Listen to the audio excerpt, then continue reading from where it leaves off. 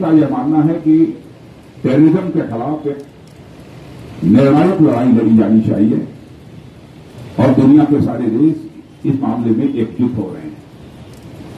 Terrorism का जहां तक प्रश्न है, टेररिज्म को किसी कास्ट, क्रीड अथवा रिलीजन के दायरे में नहीं बांधा जा सकता।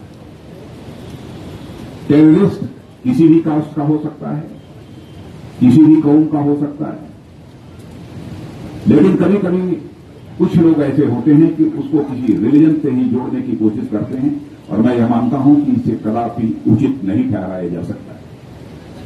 और मुझे आप सबको बतलाते हुए यह बेहद खुशी हो रही है कि अब दुनिया की इस्लामिक कंट्रीज का भी हमें भरपूर समर्थन प्राप्त हो रहा है। इस समय 1 तारीख को ऑर्गेनाइजेशन ऑफ इस्लामिक कोऑपरेशन इस समय बैठक चल रही है।